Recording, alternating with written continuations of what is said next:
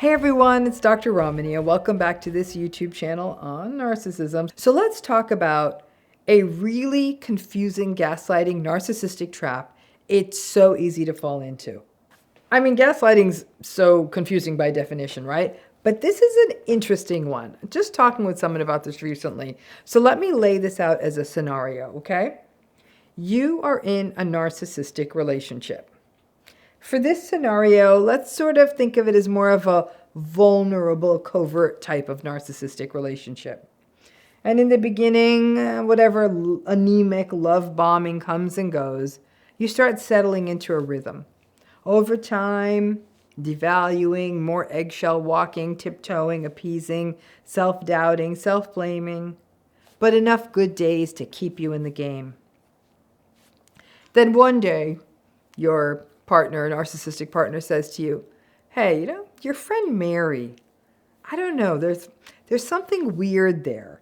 Remember how the other night at dinner when people were talking about your new job, she didn't even say anything. Your partner may even double down another time. Why doesn't your friend Mary ever respond to you? Like, what's up with her? I don't know if I trust her. So you listen to your partner. You listen to them a lot more because you probably spend more time with them than anyone. Maybe they're right. Maybe Mary was quiet at the dinner. Or maybe she didn't respond. This new narcissistic relationship may be taking up so much of your time anyhow that you aren't spending as much time with your friend Mary. But your partner, who does have more contact with you, plants a seed of doubt. You have enough damn problems now dealing with this slowly indoctrinating and encroaching narcissistic person, as well as all the other stuff in your life. So, maybe you don't stay in as much touch with Mary. Maybe he was right, and she is a little weird. And then you look up, and the months have passed, and you and Mary are out of touch. Maybe she tried to reach you a few times, and you never got back to her. Then time goes on and you get into an argument with the narcissistic person. You might talk about feeling isolated or that you don't see your friends anymore. And your partner says, that's not my fault. That's your problem if you don't get in touch with your friends. And you may say, but you told me not to get in touch with Mary. And they say, no, I didn't. And you think, here they go gaslighting me. And your partner then says, I told you Mary was weird. I guess you do too if you ghosted her.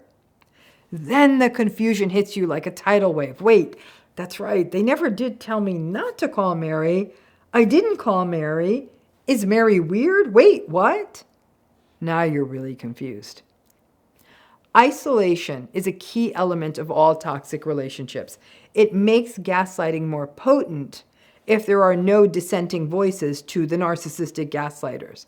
Now, the malignant narcissistic folks, they go in fast. They just isolate you, right? They put trackers on you. They cut you off from the world.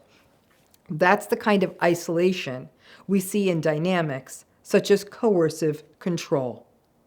However, in other forms of narcissistic relationships, it's a more insidious form of isolation. Often in those relationships, they don't just tell us to not call our friends or family. They just aren't supportive of those relationships. They make digs, comments, may even make us suspicious of these folks. Remember, you're already doubting yourself because of the narcissistic relationship. But you also may not get it, and you may want the relationship to work. So they may play on a plausible seed. For example, you may have been competitive with a sister, but it was healthy competition. And the narcissistic person may take that seed of competition and play upon that dynamic. So they don't directly say, don't call your sister, don't spend time with your friends. But there's a sort of disapproval hanging in the air. As though if you did spend time with these folks, you'd be criticized or questioned. Things like, why are you choosing to spend time with someone who's weird? What's wrong with you? Or what is up with you? Like, is it so important? Your sister's always so competitive with you. Like, what's that about?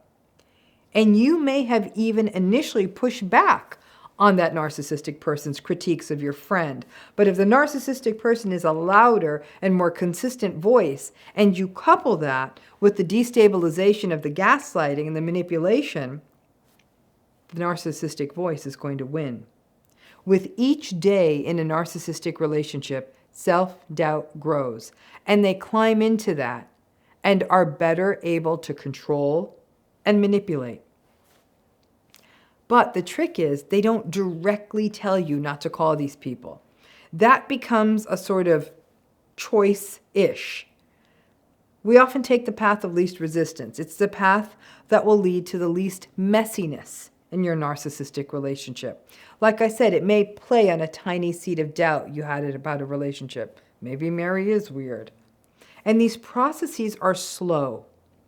People are busy, and in some cases, when a few times pass and you don't respond to the text messages of a friend, or don't show up to a series of events or invitations, or you cancel a couple of dinners or the like, or you don't take calls or the calls are brief, it may very well be that the narcissistic person didn't ever say you couldn't see them, and then that can really double down on your self-blame. You'll say, I guess they didn't tell me to not call them. Oh, and maybe I'm also blaming them for all the other stuff too. A narcissistic relationship is one where there are no straightforward choices. Calling a friend for dinner isn't just calling a friend for dinner. It's also having to listen to criticisms of the friend, suspicions of them and your friendship, painting you out as foolish for wanting to see them.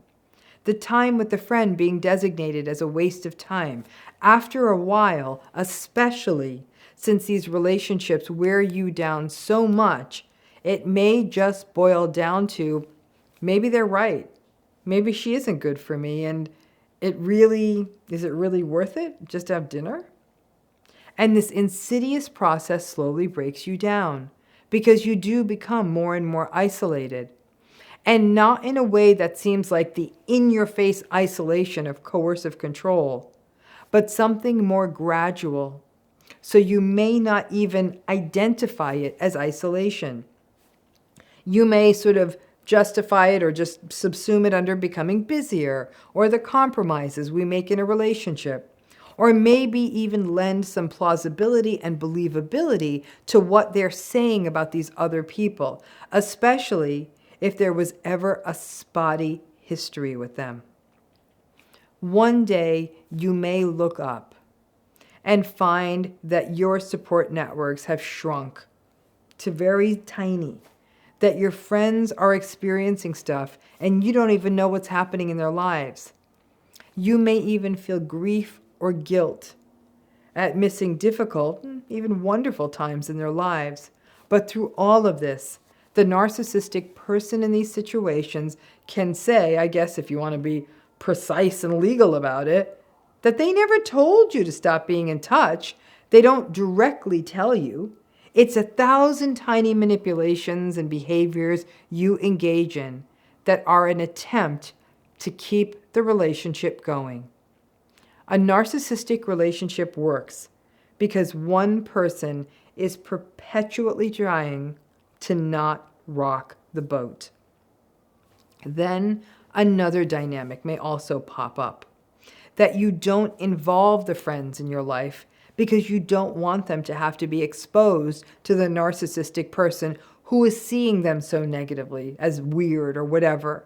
You may even be on to the narcissistic person by then, but can't get out, or it's a family member embedded in a larger system in a much more longer term or lifetime relationship. So just to protect the person, the friend in your life that the narcissistic people are casting aspersions on, you don't have them around. And in those situations, we often don't say to the friend, hey, I'm not having you come around because my family is narcissistic, or my partner's narcissistic, or there are several people in my family who are narcissistic, and I don't want you to have to deal with it. My family's toxic and awful, and I don't want them to disrespect you.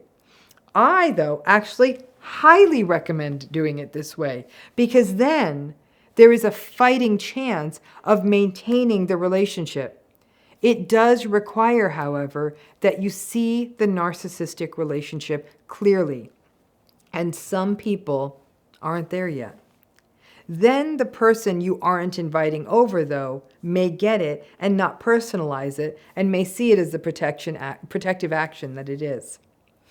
I talked with someone recently for whom this happened.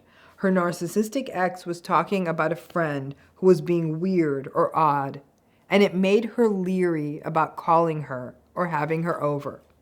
She didn't even really believe him. The friend was quirky, but in a good way, and she was a support. But the person I was talking to said that at the time it was happening, she didn't know her partner was narcissistic. She just thought he was being fussy about people and didn't want to have to explain her friend's quirks. So she slowly stopped inviting her around.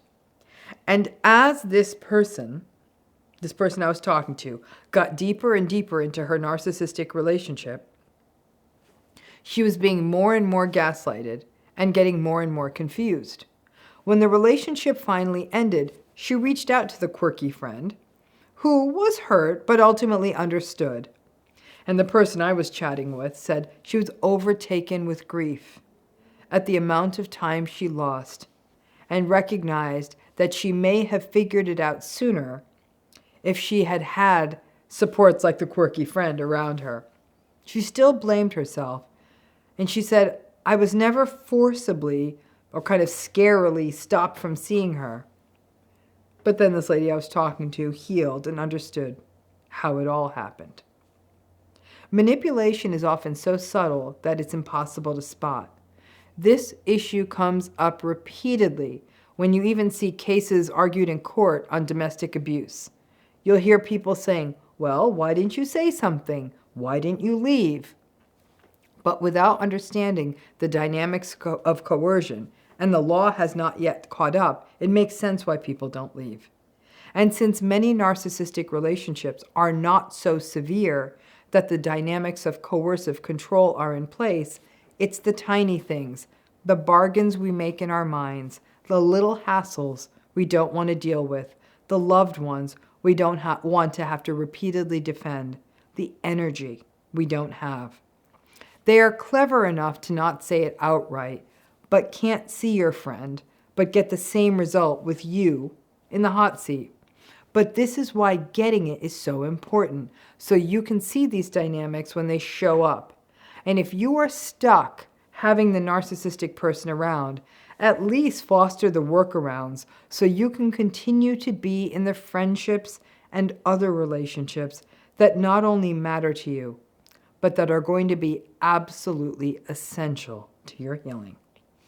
Hope that was helpful, and thanks again.